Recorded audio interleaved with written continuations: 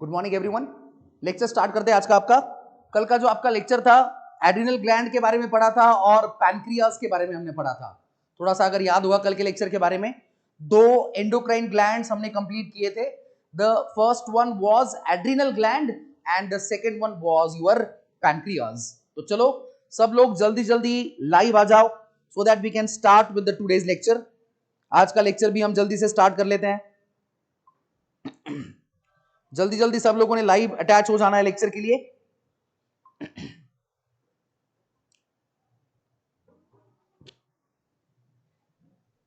चलो फटाफट लाइव आ जाओ सब लोग।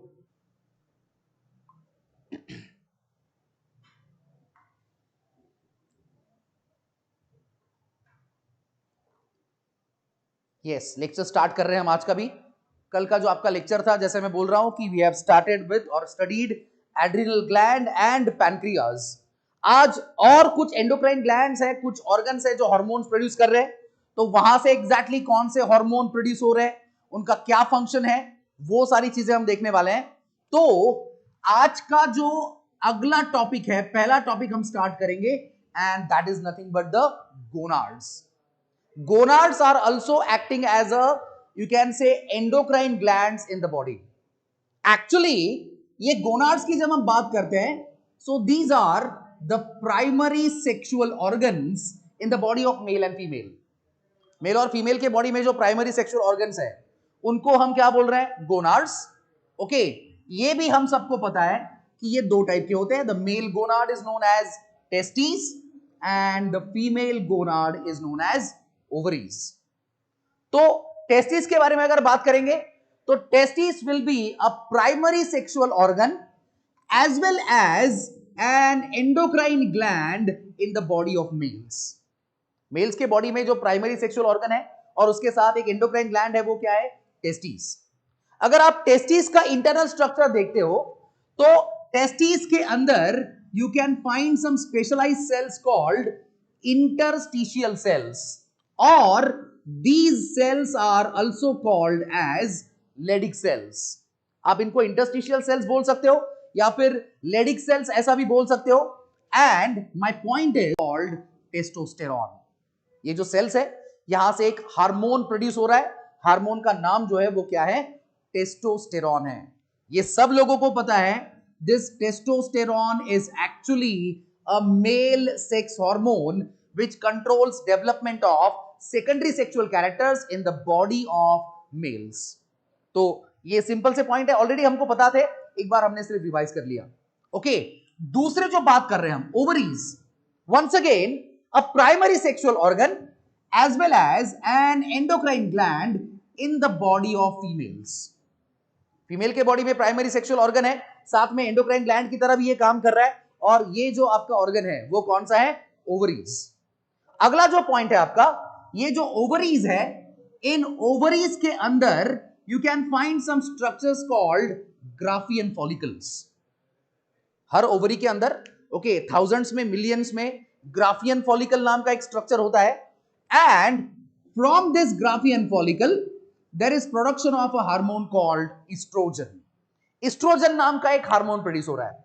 ओके, तो ये जो आपका इस्ट्रोजन है, now this also we know this is a female sex hormone। ये फीमेल सेक्स हार्मोन है जो फीमेल्स में सेकेंडरी सेक्सुअल कैरेक्टर्स को कंट्रोल करता है। मैंने आपको इसी चैप्टर में एक और चीज पढ़ाई थी, वापस एक बार बता रहा हूं। अगर ये आपका ग्राफियन फॉलिकल है, ग्राफियन फॉलिकल के अंदर प्रेजेंट होता है एग और ovum which is a female gamete. Menstrual cycle जो होता है, 14th day of the menstrual cycle, this graphian follicle get rupture and the egg is released outside for fertilization। Okay, this process is called ovulation। and after ovulation के बाद आपका जो follicle है, it becomes empty, and this empty follicle is converted in one yellow colored body called corpus luteum, and corpus luteum secrete one hormone called progesterone। Corpus luteum एक और hormone produce करता है, hormone का नाम जो है वो क्या है? प्रोजेस्टेरॉन है। और ये प्रोजेस्टेरॉन की जब हम बात करते हैं, this is a pregnancy maintaining hormone. ये प्रेगनेंसी मेंटेनिंग हार्मोन है। ऐसा क्यों होता है वो इसी चैप्टर में बताया था, ये अभी मैं वापस रिपीट नहीं करने वाला हूं। ओके, तो ये है आपका second gonad, okay, that is known as ovaries, और उससे आने वाले कुछ हार्मोन ऑलरेडी हम ये पढ़ चुके थे। ओके, लेकिन एक सेपरेट हेडिंग के अंदर ये दिया हुआ है, तो वापस हमने एक बार इसको रिवाइज कर लिया है। तो आई थिंक ये सब लोगों को समझ में आ गया होगा कि गोनाड्स क्या है। वापस एक बार बोलता हूं, मेल और फीमेल बॉडी के अंदर जो प्राइमरी सेक्सुअल ऑर्गन्स होते हैं, इन प्राइमरी सेक्सुअल ऑर्गन्स को हम क्या बोल रहे हैं? गोनाड्स। दो गोनाड है, मेल और फीमेल। मेल गोनाड है टेस्टिस, फीमेल गोनाड है आपका ओवरीज। टेस्टिस जो है, it is a primary sexual organ as well as an endocrine gland in the body of males. Testis के अंदर कौन से सेल्स होते हैं? इंटरस्टिशियल सेल्स, या फिर उसको क्या बोल रहे हैं हम? Leydig cells. और ये सेल्स क्या बना रहे हैं? आपका टेस्टोस्टेरोन नाम का hormone, which is a male sex hormone controlling the development of secondary sexual characters in the body of males. दूसरा बात किया आपने किसके बारे में? ओवरीज के बारे में। So ovary is a primary sexual organ as well as an endocrine gland in the body of what? Females. आपके ओवरीज के अंदर क्या प्रेजेंट है? Graafian follicle. ग्राफियन फॉलिकल से क्या प्रोड्यूस हो रहा है? एस्ट्रोजन नाम का hormone. Estrogen is a female sex hormone which controls development of secondary sexual characters in the body of what? Females. And finally हमने कहा कि ये जो आपका ग्राफियन फॉलिकल है, ये रप्चर हो जाता है। इस प्रोसेस को हम बोलते हैं ovulation, which happens on the 14th day of the menstrual cycle. And after that, empty follicle get converted in a structure called corpus luteum. आगे ये corpus luteum एक और हार्मोन प्रोड्यूस करता है, हार्मोन का नाम है progesterone. Progesterone is a pregnancy maintaining hormone. Okay, तो ये दो इंपॉर्टेंट चीजें हैं गोनाड्स के अंदर। गोनाड्स रिगार्डिंग आपको ये सारे पॉइंट जो है ये प्रॉपरली पता होने चाहिए। आई थिंक ये चीज भी सब लोगों को समझ में आ गई होगी। ओके, तो अगर ये समझ में आ गया है तो अगला पार्ट देख लेते हैं। बहुत सिंपल सा है, लेकिन तब तक ये बता दो कि ये सब लोगों को आ गया है समझ में। Is it clear up till this? Gonads का पार्ट क्लियर है? यस, जल्दी जल्दी आपके कमेंट बॉक्स में, चैट बॉक्स में मैसेज कर दो, फटाफट मैसेज करना है। ओके, आई थिंक गोनाड्स का पार्ट जो है वो समझ में आ गया होगा सब लोगों को। I am waiting for your reply. Okay, चलो, वेरी गुड, रिप्लाई आने लगे हैं, मतलब आप लोग लेक्चर अटेंड कर रहे हो। ये भी बहुत ज्यादा इंपॉर्टेंट है। आपके रिप्लाई से समझ में आ रहा है कि आप लेक्चर अटेंड कर रहे हो नहीं कर रहे हो। ये बीच बीच में आपको देना है।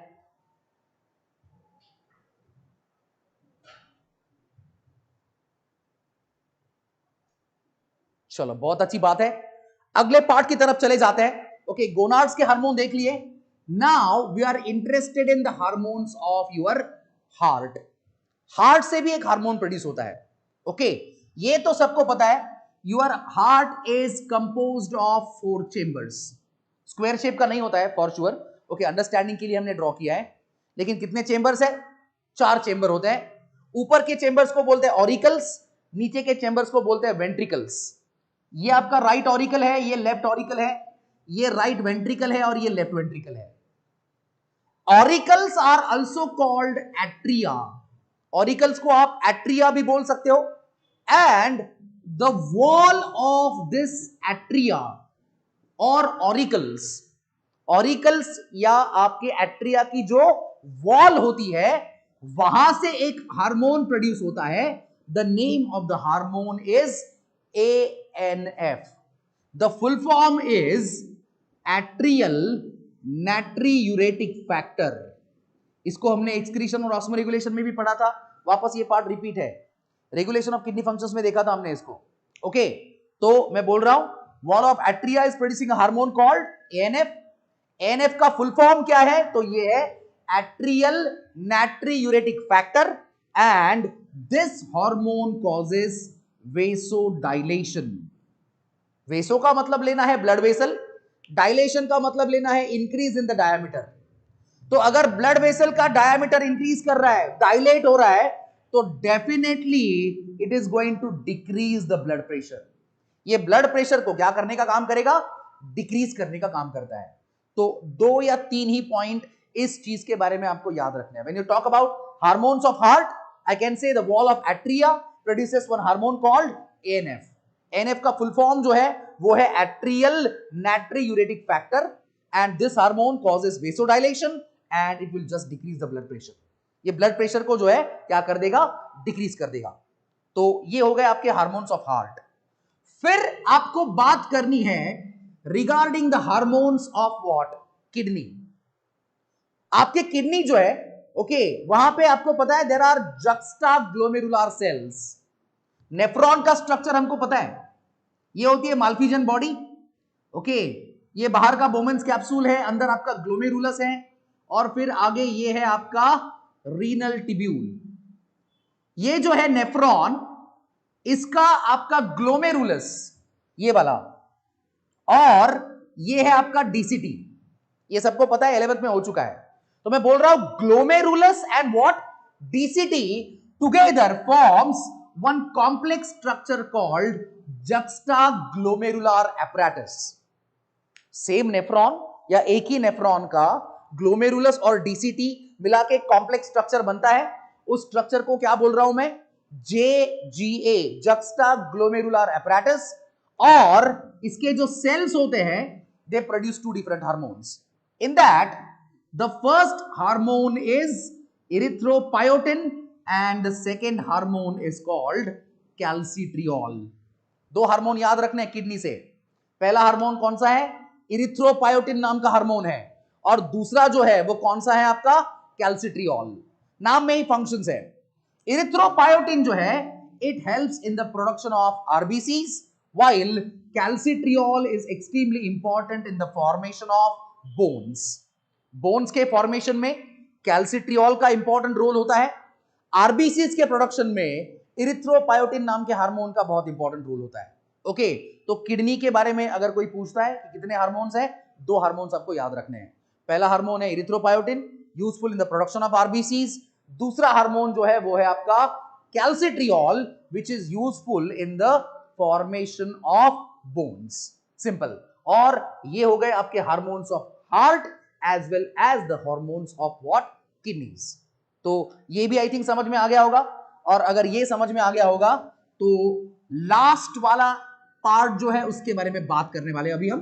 Okay, and that part is hormones of gastrointestinal tract. किसके हार्मोन पढ़ने वाले हम, गैस्ट्रोइंटेस्टिनल ट्रैक्ट. आपकी जो डाइजेस्टिव सिस्टम है, stomach and intestine has some scattered endocrine cells. Stomach के अंदर या फिर आपके इंटेस्टाइन के अंदर कुछ सेल्स है, एंडोक्राइन सेल्स है स्कैटर्ड फॉर्म में, and these endocrine cells produces 4 different hormones. आपके डाइजेस्टिव सिस्टम में 4 अलग अलग टाइप के हार्मोन बन रहे हैं इस गैस्ट्रोइंटेस्टिनल ट्रैक्ट में. ओके, उसमें जो पहला हार्मोन है that hormone is called gastrin. Second hormone is called secretin. दूसरे हार्मोन को क्या बोलना है आपको, सिक्रेटिन. थर्ड हार्मोन जो है उसको आपको बोलना है CCK. The full form is cholecystokinin. Okay, इसका जो फुल फॉर्म है क्या बोलेंगे हम इसको, कोलसिस्टोकाइनिन ऐसा बोलेंगे. Okay, and last one is called GIP. इस GIP का फुल फॉर्म होता है गैस्ट्रिक इनहिबिटरी पेप्टाइड. तो ये 4 अलग अलग हार्मोन है, इनके फंक्शंस हमको देखने हैं. एक ही फंक्शन है, बहुत सिंपल है. सबसे पहले तो ये बता देता हूं, गैस्ट्रोइंटेस्टिनल ट्रैक्ट जो है वो कितने हार्मोन्स बना रहा है, 4. उसमें पहला है गैस्ट्रिन, दूसरा है सिक्रेटिन, तीसरा है CCK, और लास्ट में आता है आपका GIP. When you talk about this hormone gastrin, it act on gastric glands of stomach. आपके स्टमक के अंदर कौन से ग्लैंड्स होते हैं, gastric glands, and these gastric glands produces gastric juice for the digestion of the food. ये gastric juice के अंदर पेप्सिनोजेन नाम का एंजाइम होता है, HCl होता है. ओके, तो ये गैस्ट्रिक जूस का मेजर कंपोजिशन है. म्यूकस भी होता है, वाटर भी होता है उसके साथ. ओके, लेकिन मैं बोल रहा हूं गैस्ट्रिन का काम क्या है, it is stimulating the gastric glands of the stomach for the production of gastric juice. Stomach के गैस्ट्रिक ग्लैंड्स को स्टिमुलेट करना है गैस्ट्रिक जूस के प्रोडक्शन के लिए. ये आपका मेन फंक्शन है किस हार्मोन का, गैस्ट्रिन का. दूसरा जो है secretin. Now this secretin act on exocrine part of pancreas. Pancreas के बारे में हमने कल ही पढ़ा था. मैंने आपको बताया था मिक्स ग्लैंड है, कुछ पार्ट एक्सोक्राइन होता है, कुछ पार्ट एंडोक्राइन होता है. तो मैं बोल रहा हूं ये जो सिक्रेटिन नाम का हार्मोन है ये पैनक्रियास के कौन से पार्ट के ऊपर वर्क होगा? एक्सोक्राइन पार्ट के ऊपर, and it controls the production of bicarbonate ions as well as water, and इन दोनों के कॉम्बिनेशन से आगे आपको मिलने वाला है पैनक्रियाटिक जूस। पैनक्रियाटिक जूस के फॉर्मेशन में इसका रोल रहेगा। वापस एक बार बोलता हूं, okay, it act on exocrine part of the pancreas and controls the production of bicarbonate ions and water for the production or formation of which type of juice? Pancreatic juice. ये हो गया आपका दूसरा hormone, that is called secretin. Cholecystokinin, CCK. This act on gall bladder. Liver के नीचे एक छोटा सा पाउच होता है जिसको क्या बोल रहे हैं हम? Gall bladder. Okay, as well as it also act on pancreas. From gall bladder, it controls the production of bile juice. शायद आपने ये 10th में पढ़ा होगा. ओके, डाइजेस्टिव सिस्टम, लीवर के अंदर बाइल जूस बनता है जो फैट्स के इमल्सिफिकेशन में काम में आता है. बड़े फैट मॉलिक्यूल्स को ब्रेक कर देता है छोटे फैट मॉलिक्यूल्स में. इस चीज को बोलते हैं हम इमल्सिफिकेशन. और ये होता है किसकी मदद से? बाइल जूस की मदद से, जो कहां पे स्टोर्ड है? आपके गॉल ब्लैडर में. लीवर में बनता है, गॉल ब्लैडर में स्टोर होता है. ओके, और पैनक्रियाज में से definitely it controls the production of which type of juice? Pancreatic juice. मतलब ये सीसीके जो है इसके दो फंक्शंस हैं. गॉल ब्लैडर से ये बाइल जूस को कंट्रोल कर रहा है और पैनक्रियास से ये किसको कंट्रोल कर रहा है? आपके पैनक्रियाटिक जूस के प्रोडक्शन को भी कंट्रोल कर रहा है. फाइनली जीआईपी, फुल फॉर्म क्या बताया मैंने इसका? Gastric inhibitory peptide. इनहिबिट करता है, स्टॉप करता है. सो इट स्टॉप और इनहिबिट दीज गैस्ट्रिक सिक्रीशंस. ये जो गैस्ट्रिक सिक्रीशंस की हम बात कर रहे हैं, इनके सिक्रीशन को अगर स्टॉप करना है, इनहिबिट करना है, तो ये काम जो है वो कौन करेगा? आपका जीआईपी करने वाला है. सिंपल. ओके, तो ये हो गए आपके 4 important hormone which are secreted from the gastrointestinal tract. I think ये समझ में आ गया सब लोगों को. ओके, पहला हार्मोन मैंने बताया था कौन सा? Gastrin, acting on the gastric glands of the stomach for the production of gastric juice. Okay, secretin act on the exocrine part of the pancreas, controls the production of bicarbonate ions and water for the production of pancreatic juice. CCK act on gallbladder, controls the production of bile juice or secretion of bile juice, and it also act on pancreas, controlling the secretion of pancreatic juice. And finally, gastric inhibitory peptide, shortcut में बोला GIP, which is inhibiting all the gastric secretions. Okay, और ये हो गए आपके hormones of gastrointestinal tract. ये hormones भी हमने खत्म कर दिए हैं. अगला जो पार्ट है, अगला जो हार्मोन है उसको देख लेते हैं. Okay, and that hormone, actually hormones खत्म हो चुके हैं. अगला एक टॉपिक बचा हुआ है. मैंने आपको बोला था कि इस चैप्टर को हमने 2 सेक्शंस में डिवाइड किया है. एक आपका एंडोक्राइन सिस्टम है, दूसरा आपका नर्वस सिस्टम है. We have almost completed the endocrine वाला पार्ट. एंडोक्राइन पार्ट जो है वो हम खत्म कर चुके हैं. वापस एक बार मैं रिवाइज कर देता हूं. ओके, सबसे पहला आपने देखा था पिट्यूटरी ग्लैंड, सबसे इंपॉर्टेंट और सबसे मेजर ग्लैंड, जिसके अंदर 9 हार्मोन थे और सारे हार्मोन्स को हमने डिटेल में पढ़ा था. फिर आपने देखा था थायराइड. थायराइड के बाद आपने पढ़ा पैराथायराइड. उसके बाद आपने पढ़ा थाइमस. थाइमस के बाद आपने पढ़ा एड्रीनल. फिर आपने पढ़ा pancreas. Then we have studied gonads, hormones of the heart, hormones of the kidney, hormones of gastrointestinal tract.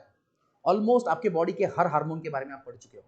Okay, जितने हार्मोन्स हमारे बॉडी में प्रोड्यूस हो रहे हैं उन सारे हार्मोन्स के नाम, उन ग्लैंड्स के नाम, उन हार्मोन्स के फंक्शंस, ये सब कुछ आपको पता है. लास्ट टॉपिक जो है इस हार्मोनल सेक्शन का, okay, that is the mechanism of hormone action. Hormone exactly काम कैसे करता है वो हमको देखना है. और एक प्रॉपर्टी जो मैंने सबसे पहले लेक्चर में बताई थी, उस प्रॉपर्टी के साथ में स्टार्ट करूंगा. Hormones are specific in their action. Hormones की जो एक्शन है वो कैसी होती है? स्पेसिफिक. मतलब they act on a specific target organ only. उनका टारगेट ऑर्गन फिक्स्ड है. जैसे मैं बात करूंगा जीएच की, तो GH is going to act on bones and muscles. इसके ऊपर ही काम करेगा वो. अगर मैं बात करता हूं जीटीएच की, gonadotropic hormone, the target organ will be gonads. अगर मैं बात करता हूं टीएसएच की, thyroid stimulating hormone, the target organ will be thyroid gland. मैं क्या बोल रहा हूं समझने की कोशिश करो। हार्मोन की एक्शन जो है वो स्पेसिफिक है। स्पेसिफिक का मतलब हार्मोन का टारगेट ऑर्गन जो है वो फिक्स्ड है, उसी टारगेट ऑर्गन के ऊपर वो काम करता है। और ये कैसे पॉसिबल है? सो सिंपल सा मैकेनिज्म है। आपका जो टारगेट ऑर्गन है, इस टारगेट ऑर्गन के जो भी टिश्यूज होंगे या फिर सेल्स होंगे, हार्मोन का जो टारगेट ऑर्गन है, जैसे जीएच का टारगेट ऑर्गन कौन है? बोन्स और मसल्स। तो यहां पे बोन्स और मसल्स के जो भी टिश्यूज है या फिर जो भी क्या है cells, they have a specific binding site for that particular hormone. मान लो आपके ओवरी या गोनाड का मैंने एक सेल ड्रॉ किया है। सेल की जो आउटर बाउंड्री होती है उसको हम क्या बोलते हैं? Cell membrane. टारगेट ऑर्गन लिया है मैंने कोई गोनाड, टेस्टिस या फिर ओवरी ऐसा कंसीडर कर रहा हूं मैं, और इस गोनाड की एक सिंगल सेल मैंने कंसीडर की है। तो इस सेल के ऊपर मैं बोल रहा हूं ओके, सेल की जो आउटर बाउंड्री है उसको क्या बोलेंगे हम? Cell membrane. तो यहां पे एक जगह है, ये है आपकी ये जगह, ये मैं शो करने की कोशिश करूंगा यहां पे। ओके, सो ये जो प्लेस है यहां पे आपका हार्मोन अटैच हो सकता है। ये जो है ये हार्मोन है, और ये जो नीचे दिख रहा है आपको ये बाइंडिंग साइट है। These binding sites are very popularly known as receptors. In binding sites को क्या बोल सकते हैं हम? रिसेप्टर। उस बाइंडिंग साइट में वही हार्मोन फिट हो सकता है। This is just like lock and की। हर लॉक की फिक्स होती है, कोई भी किसी भी लॉक में की फिट नहीं होगी। उसी तरह किसी भी रिसेप्टर में कोई भी हार्मोन नहीं फिट होगा। अगर ये रिसेप्टर जो है ये एफएसएच के लिए है, फॉलिकल स्टिमुलेटिंग हार्मोन के लिए है, तो इस रिसेप्टर में सिर्फ एफएसएच ही फिट होगा। इसीलिए एक्शन जो है वो क्या होती है? स्पेसिफिक। अभी पॉइंट ये है, जो मैं रिसेप्टर्स की बात कर रहा हूं, तो ये जो रिसेप्टर्स है ये दो टाइप के होते हैं। Some receptors are found on the cell membrane. कुछ रिसेप्टर आपको सेल मेम्ब्रेन, सेल के आउटर बाउंड्री पे ही मिल जाएंगे। इनको आपको बोलना है मेम्ब्रेन बाउंड रिसेप्टर्स। ये हो गया पहला type. Okay, some receptors are present inside the cell. To be specific, they are inside the nucleus. कुछ रिसेप्टर जो होते हैं हार्मोन के वो सेल के अंदर भी हो सकते हैं। सेल के अंदर मतलब कहां पे होते हैं? न्यूक्लियस में। तो ऐसे रिसेप्टर को हम बोलेंगे इंट्रासेल्युलर रिसेप्टर। दो टाइप के रिसेप्टर्स की बात कर रहा हूं मैं, या तो वो मेम्ब्रेन बाउंड रिसेप्टर हो सकता है या तो वो इंट्रासेल्युलर रिसेप्टर हो सकता है। अभी होता क्या है, particular hormone binds to its specific receptor. एक पर्टिकुलर हार्मोन जो है उसके स्पेसिफिक रिसेप्टर को बाइंड हो जाएगा, okay, and it is going to produce hormone receptor complex. क्या बन जाएगा आपका? हार्मोन रिसेप्टर कॉम्प्लेक्स बन जाएगा। और ये जो हार्मोन रिसेप्टर कॉम्प्लेक्स है, it will initiate some biochemical reactions in that cell और टिश्यू। इस हार्मोन रिसेप्टर कॉम्प्लेक्स की वजह से उस सेल के अंदर, उस टिश्यू के अंदर कुछ स्पेसिफिक केमिकल रिएक्शन स्टार्ट हो जाएंगे, और उन रिएक्शंस की वजह से you are going to get a desired action और फिजियोलॉजिकल रिस्पॉन्स। जैसे अगर एफएसएच है, एफएसएच यहां पे बाइंड होगा, तो यहां पे कुछ ऐसे हार्मोन या फिर ऐसे कुछ रिएक्शन स्टार्ट होंगे जिन रिएक्शंस की वजह से ग्राफियन फॉलिकल डेवलप होने लगेंगे, और ग्राफियन फॉलिकल डेवलप होंगे तो यहां से एस्ट्रोजन का सिक्रीशन भी स्टार्ट हो जाएगा। तो ये सब कुछ लिंक होता है। तो सबसे पहले तो हार्मोन रिसेप्टर को बाइंड होगा, वो बाइंड होने के बाद हार्मोन रिसेप्टर कॉम्प्लेक्स बनेगा। ये बनने के बाद सेल में कुछ बायोकेमिकल रिएक्शन स्टार्ट होंगे, और एंड में आपको आपके हार्मोन की डिजायर्ड एक्शन अचीव हो जाएगी, मिल जाएगी। उसी को हम बोलेंगे फिजियोलॉजिकल रिस्पॉन्स। आपके हार्मोन का ये कौन सा रिस्पॉन्स है? फिजियोलॉजिकल रिस्पॉन्स है। ओके, कंसेप्ट क्या ध्यान में रखना है? The hormone which is attach with the membrane bound receptor, ऐसा हार्मोन जो कहां पे अटैच हुआ है? मेम्ब्रेन बाउंड रिसेप्टर पे, सेल के बाहर है वो। They do not enter the cell, ये सेल के अंदर नहीं आते हैं। They produce some second messengers. वो क्या प्रोड्यूस करते हैं? कुछ सेकेंड मैसेंजर्स प्रोड्यूस करते हैं, जो उनका मैसेज सेल के अंदर लेके जाएंगे, और ये सेकेंड मैसेंजर में आपका आता है Ca++, ओके, या फिर इसके अंदर आ सकता है आपका आईपी। इसको बोलते हैं इनोसिटॉल फॉस्फेट। आईपी का फुल फॉर्म क्या है? इनोसिटॉल फॉस्फेट है, या फिर मैं बोल रहा हूं क्या है आपके Ca++। कैल्शियम आयन जो है ये सेकेंड मैसेंजर्स का काम करते हैं। ओके, तो ये एक और चीज आपको ध्यान में रखनी है। जो हार्मोन डायरेक्टली सेल में जाता है, मतलब जो कौन से रिसेप्टर पे जाएगा, इंट्रासेल्युलर, ये सीधा क्रोमोसोम या डीएनए में चेंज कर सकता है। ये मैं बोल रहा हूं सीधा डीएनए फिर या क्रोमोसोम में चेंजेस क्रिएट करेगा, उन चेंजेस की वजह से वापस बायोकेमिकल रिस्पॉन्स आएगा। ओके, बायोकेमिकल रिस्पॉन्स के बाद आपको मिलेगा कौन सा response, physiological response. And this is all about the concept of mechanism of hormone action. Okay, वापस एक बार मैं शॉर्टकट में समझाता हूं इसको। सबसे पहला पॉइंट मैंने बताया, hormones are specific in their action, means they act on a specific target organ only.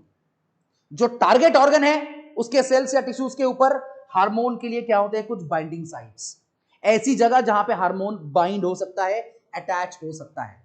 Okay, hormone जो है, ये रिसेप्टर जो है, ये बाइंडिंग साइट्स है, इसको क्या बोल रहे हैं हम, रिसेप्टर्स। तो ये रिसेप्टर जो है वो दो टाइप के होते हैं। अगर वो सेल मेम्ब्रेन पे होगा तो उसको क्या बोलना है, मेम्ब्रेन बाउंड रिसेप्टर। अगर वो सेल के अंदर होगा, न्यूक्लियस में होगा, तो उसको क्या बोलना है, इंट्रासेल्युलर रिसेप्टर। पर्टिकुलर हार्मोन उसके रिसेप्टर को बाइंड हो जाएगा और बना देगा हार्मोन रिसेप्टर कॉम्प्लेक्स। अगर वो मेम्ब्रेन बाउंड है तो वो सेल के अंदर एंटर नहीं करेगा हार्मोन, वो सेकंड मैसेंजर्स बनाएगा, जस्ट लाइक कैल्शियम आयंस और you can say inositol phosphate.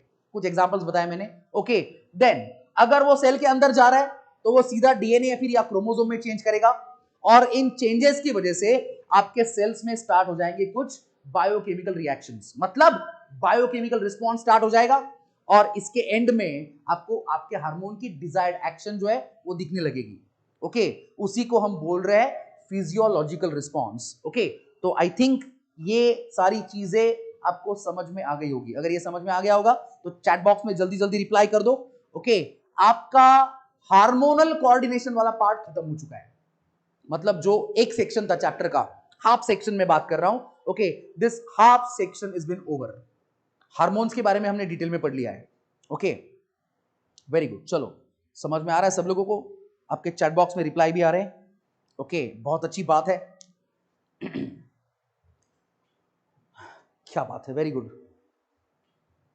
बहुत अच्छे से सब लोगों को समझ में आ रहा है। क्या बात है।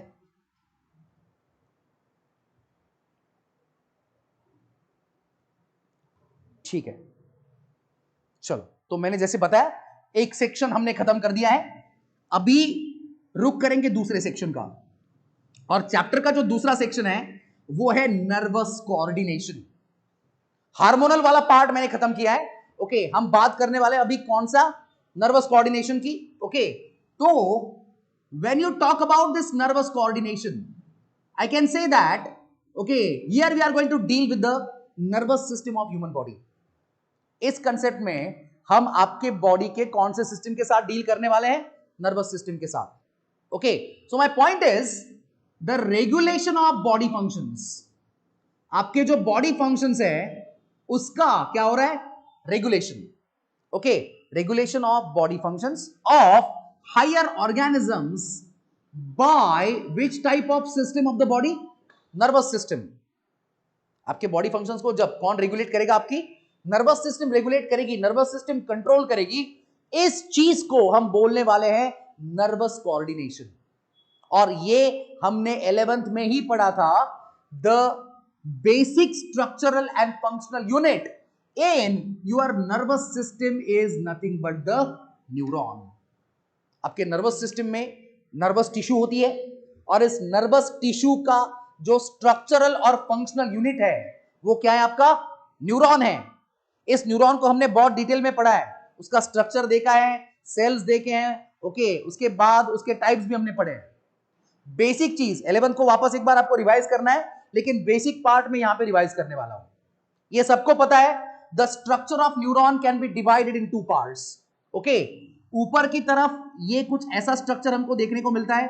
Okay, this structure is called साइटोन।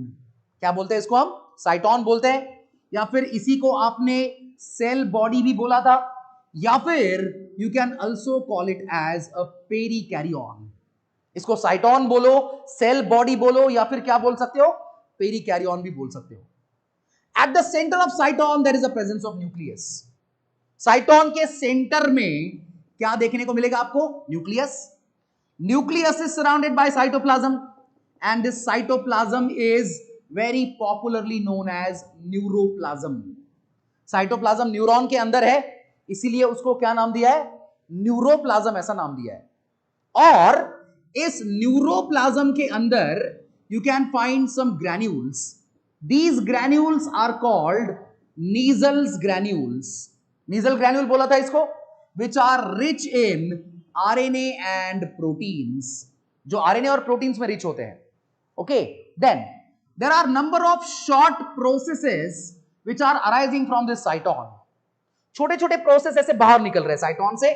Okay, these processes are called dendrons. और हर डेंड्रॉन जो है आगे और छोटे छोटे प्रोसेसेस में डिवाइड हो जाता है। These processes are called dendrites. Main process जो साइटोन से निकल रही है बाहर, short process I am saying, dendron है। और डेंड्रॉन के जो और छोटे छोटे ब्रांचेस बनेंगे, उन ब्रांचेस को आपको क्या बोलना है? डेंड्राइट ऐसा बोलना है। ओके, तो ये तो हो गया आपका साइटोन का स्ट्रक्चर। अभी बात करेंगे longest process arising from cyton, and this longest process is known as axon. Cyton से जो सबसे लॉन्गेस्ट प्रोसेस बाहर निकल रहा है, उस प्रोसेस को क्या बोल रहे हैं हम? Axon, second part of your neuron. This axon is covered by a layer of fat. Axon के ऊपर एक फैट का लेयर होता है।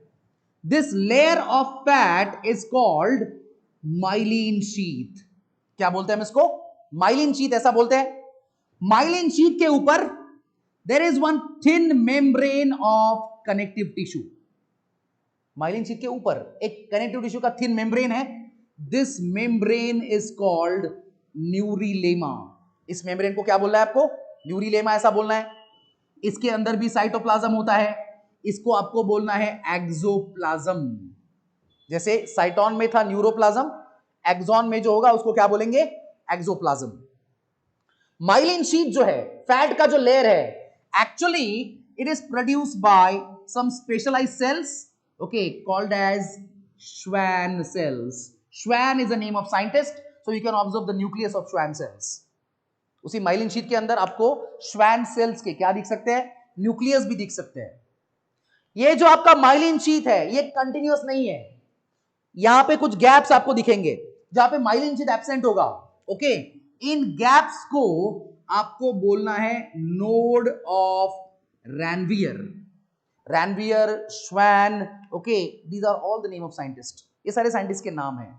तो माइलिन शीथ जो है, मैं बोल रहा हूं, कंटिन्यूअस नहीं है, बीच बीच में कुछ गैप्स आपको देखने को मिलेंगे। इन गैप्स को आपको क्या बोलना है? नोड ऑफ रैनवियर ऐसा बोलना है। और जो लास्ट पार्ट होता है यहां पे, ओके, दिस इज कॉल्ड टीलोडेंड्रॉन और नर्व एंडिंग। एक्सॉन का जो सबसे टर्मिनल पार्ट होता है, सबसे नीचे का पार्ट होता है, उस पार्ट को क्या बोलना है?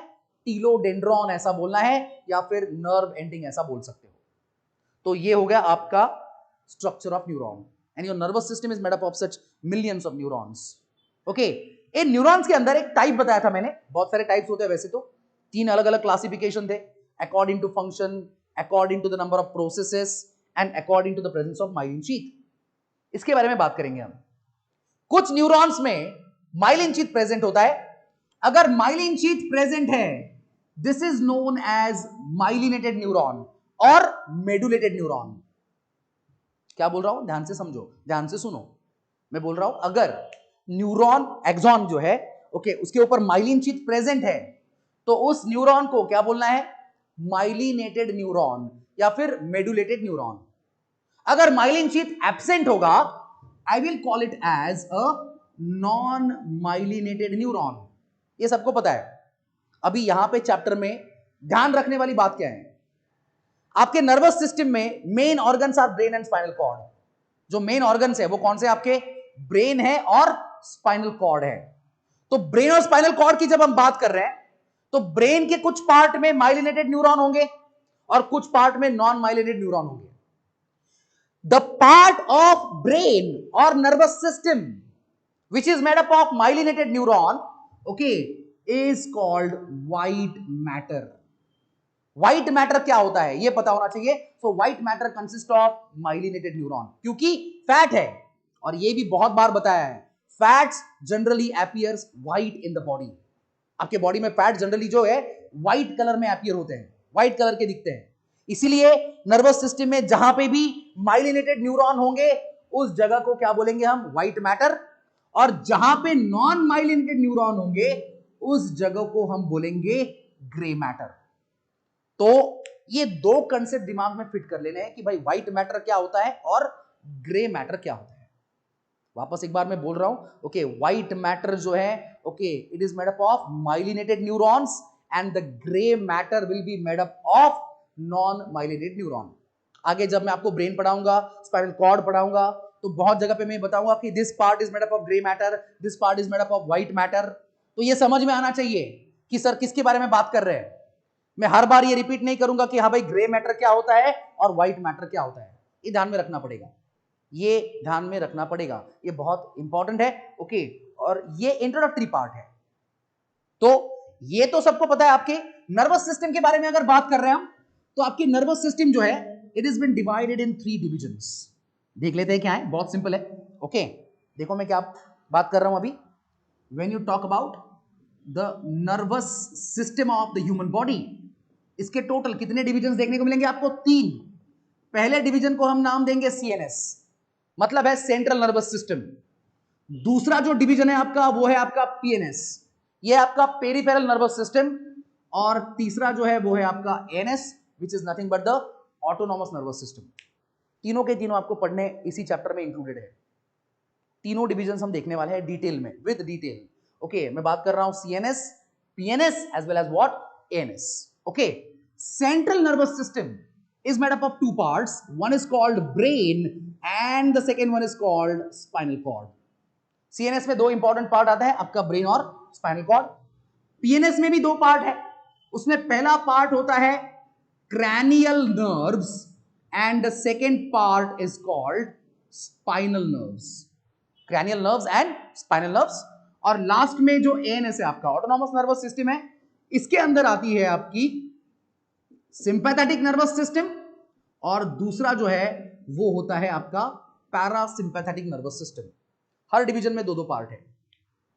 मैंने क्या बताया, आपकी नर्वस सिस्टम 3 पार्ट्स में डिवाइडेड है, CNS, PNS, ANS. CNS is the central nervous system made up of brain and spinal cord. PNS is peripheral nervous system made up of cranial nerves and spinal nerves, and ANS is autonomous nervous system made up of 2 parts, sympathetic and parasympathetic nervous system. This is just outline classification. इसको हमको detail में पढ़ना है और हम start करने वाले हैं from the first division. That division is called CNS, Central Nervous System. इसके अंदर हम 2 पार्ट्स पढ़ने वाले हैं। पहला पार्ट है आपका ब्रेन और दूसरा पार्ट है आपका spinal cord. But before that, we need to understand the concept of meninges. Brain को और स्पाइनल कॉर्ड को पढ़ने से पहले हमको meninges का कंसेप्ट पता होना चाहिए। तो ये meninges एग्जैक्टली क्या होते हैं वो देख लेते हैं पहले। Meaning is extremely simple. The outer coverings of brain and spinal cord. आपके ब्रेन और स्पाइनल कॉर्ड के जो आउटर कवरिंग्स होते हैं, इन आउटर कवरिंग्स को बोला जाता है meninges। कोई अगर पूछता है व्हाट आर meninges, तो ये सिंपल सा आंसर आप लिख सकते हो, the outer coverings of brain and spinal cord are known as what, meninges। Okay, now ये जो meninges होते हैं they consist of 3 layers, 3 layer से बने होते हैं। ओके, सबसे बाहर का जो लेयर है, this layer is called dura mater. इसको आपको ड्यूरा मैटर बोलना है। ये जो मिडल लेयर आपको दिख रहा है, this is called arachnoid matter. यहां पे लिख देता हूं, दिस इज एरिकनॉइड मैटर। और ये जो सबके अंदर का लेयर आपको दिख रहा है, this is called pia mater. ये अरेंज करने के लिए पूछे जा सकते हैं, outer to inner, inner to outer. सबसे बाहर का कौन सा होता है, dura mater. Middle one is called arachnoid mater and the inner one, सबसे अंदर का जो होता है, that is called pia mater. As I told you, this dura mater is the outermost layer of the meninges, which is in close contact with your skull and vertebral column. ये तो पता है ना कि ये आपका स्कल है और ये ब्रेन है। यहां पे लिख देता हूं, ये ब्रेन, ये आपका स्कल और ये ब्रेन के ऊपर आपके ये 3 कवरिंग्स। तो सबसे बाहर का कौन सा है आपका, ये ड्यूरा मैटर है। तो ड्यूरा मैटर किसके कांटेक्ट में है, क्लोज स्कल के। अगर स्पाइनल कॉर्ड होगा तो spinal cord is protected in the vertebral column. Spinal cord कहां पे प्रोटेक्टेड है, वर्टिब्रल कॉलम के अंदर। तो मैं ये भी बोल सकता हूं it is in close contact with the vertebral column also and the layer is thick. ये लेयर जो है वो थिक होता है और इसका सिर्फ एक ही काम होता है, it is protective in function. आपके ब्रेन को और स्पाइनल कॉर्ड को प्रोटेक्शन प्रोवाइड करने का काम जो है, this is done by dura mater. तो ड्यूरा मैटर में ये 2-3 पॉइंट है, outer and thick layer of meninges, it is in close contact with skull and vertebral column, and finally it is protective in function.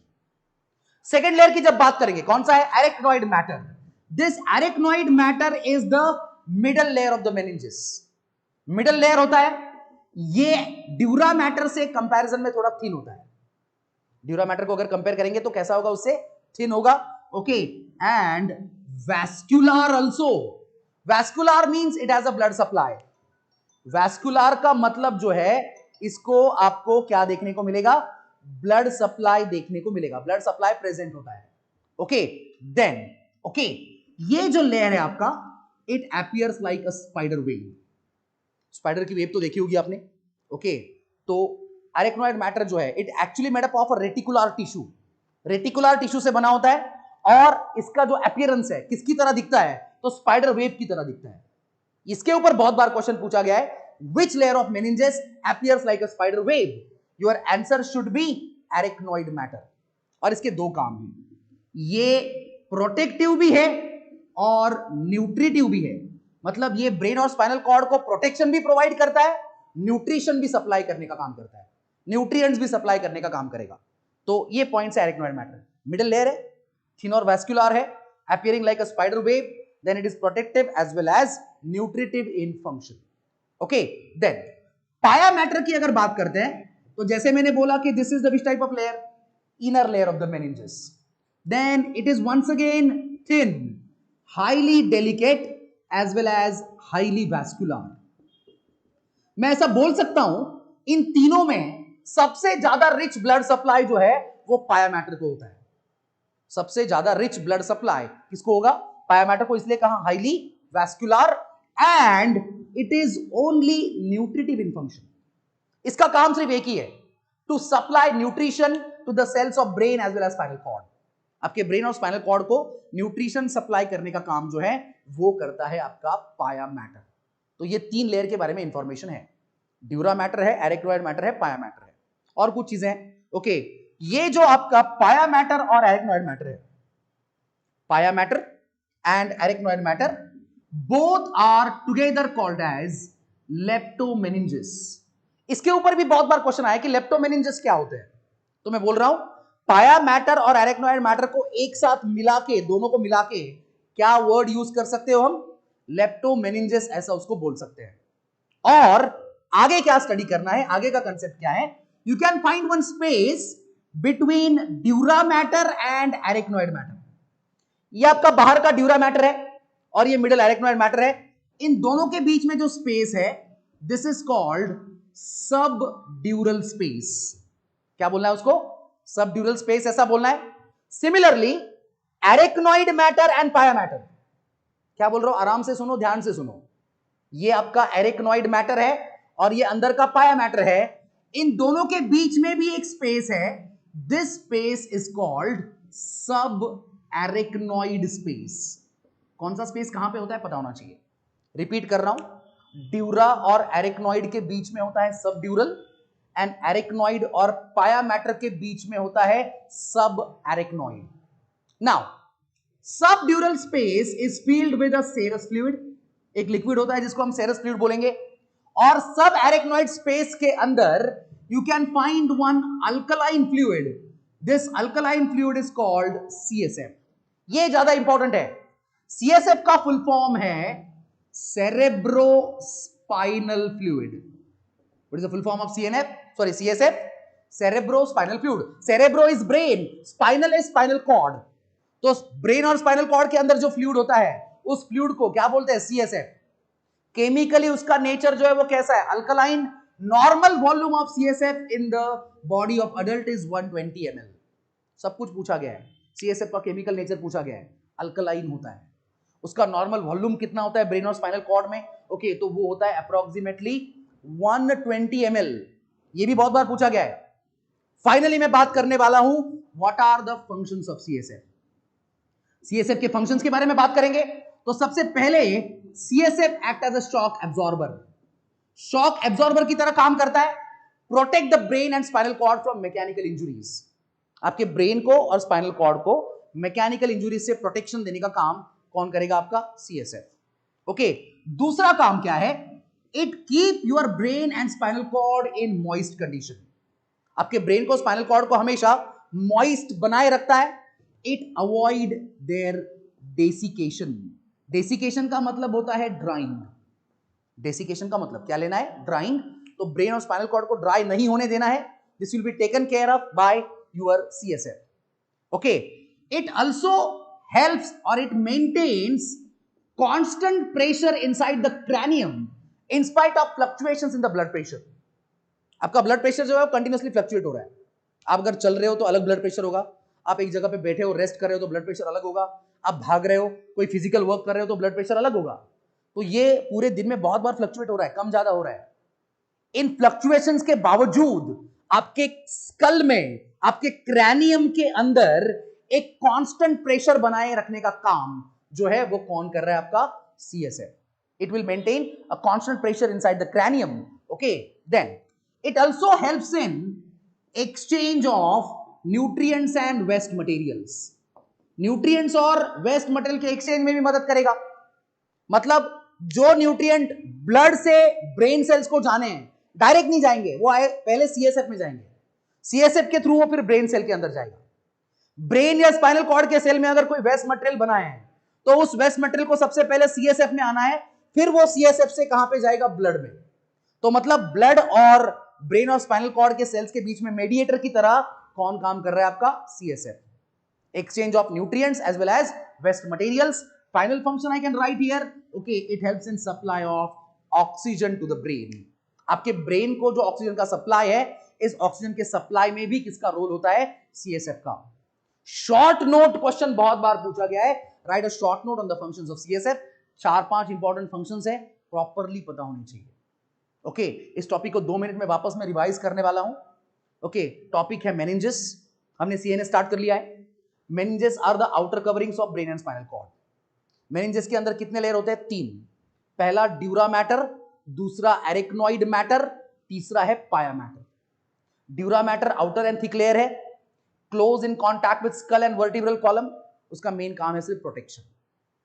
एरिकनॉइड matter जो है वो middle layer है, ये thin और वैस्कुलर है, मतलब उसको ब्लड सप्लाई होता है, स्पाइडर वेब की तरह दिखता है। 2 काम है, प्रोटेक्शन भी है, न्यूट्रिशन भी सप्लाई करता है। पाया मैटर जो है वो सबसे इनर लेयर है, ये सबसे थिन और डेलिकेट है, सबसे ज्यादा वैस्कुलर है, सबसे ज्यादा रिच ब्लड सप्लाई है इसको, और इसका काम है न्यूट्रिशन सप्लाई करना या फिर ओनली न्यूट्रिटिव इन फंक्शन। आप ऐसा भी बोल सकते हो, this layer is in close contact with brain and spinal cord. जैसे आपने कहा ड्यूरा मैटर किसके क्लोज कांटेक्ट में है? स्कल और वर्टिब्रल कॉलम के। उसी तरह पाया मैटर जो है वो किसके क्लोज कांटेक्ट में होगा? ब्रेन या फिर स्पाइनल कॉर्ड के। बाद में pia mater and arachnoid mater together called as what? Leptomeninges. फिर आपने कहा ड्यूरा मैटर और एरिकनॉइड मैटर के बीच में एक स्पेस दिख रही है, उसको क्या नाम दिया मैंने? Subdural space. एरिकनॉइड और पाया मैटर के बीच में भी एक स्पेस है, उसको क्या नाम दिया है? सब एरिकनॉइड space. Subdural space is filled with a serous fluid. Subarachnoid space is filled with an alkaline fluid called CSF. CSF का full form cerebrospinal fluid. Normal volume इसका होता है 120 ml। और फिर हमने बात की CSF के फंक्शंस के बारे में।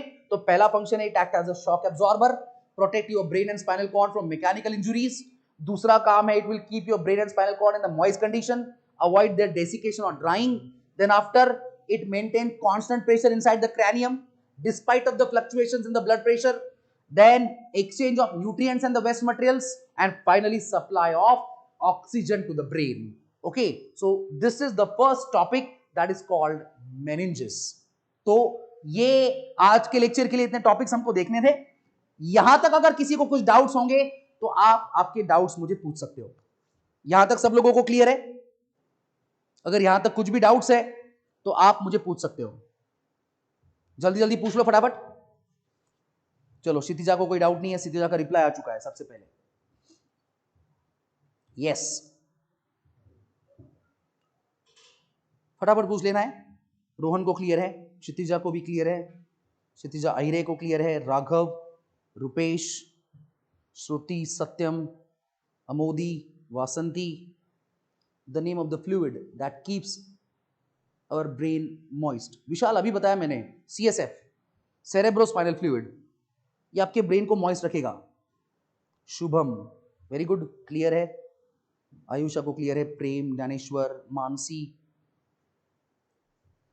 मानसी रेगुलर लेक्चर अटेंड करो, इंपॉर्टेंट है। आप दिखते नहीं हो ज्यादा ऑनलाइन लेक्चर्स में, रेगुलरली अटेंड करो, इंपॉर्टेंट है, इंपॉर्टेंट टॉपिक चल रहे हैं। सबसे इंपॉर्टेंट चैप्टर हमने स्टार्ट कर लिया 12th का आपका। क्षेत्राली को कोई डाउट नहीं है, Akshada, Dheeraj, Aishwarya, Milind, Omkar. Yes, I think किसी को कुछ डाउट्स नहीं है, अच्छी बात है, बढ़िया है। स्नेहल को भी कोई डाउट नहीं है। विशाल आपका डाउट क्लियर हो गया?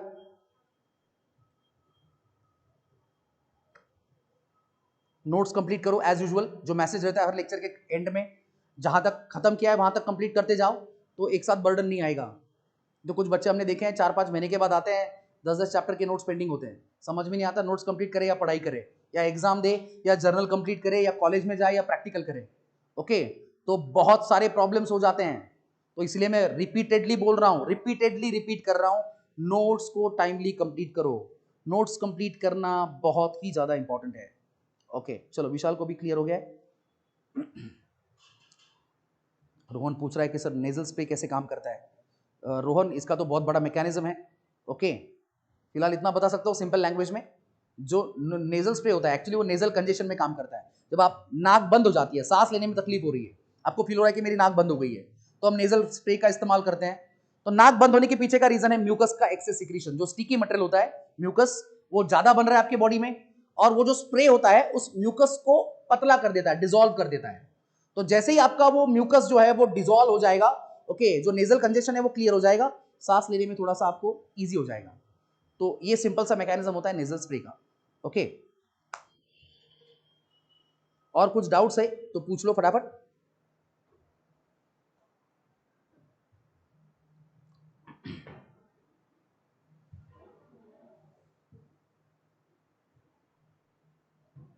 यस,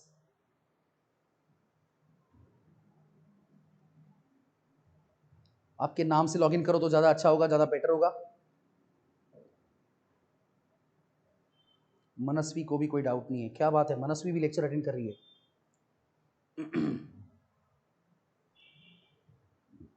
अच्छी बात है, रोहन के भी डाउट्स क्लियर हो गए। ठीक है, तो आई थिंक डाउट्स नहीं है अभी। अगर फिर भी आते हैं डाउट्स तो personal WhatsApp number as usual है आपके पास, आप मैसेज कर सकते हो कभी भी। ओके, आज के लेक्चर के लिए यहां पे रुकेंगे, अगला पार्ट जो है वो अगले लेक्चर में हम कंटिन्यू करने वाले हैं। Thank you very much.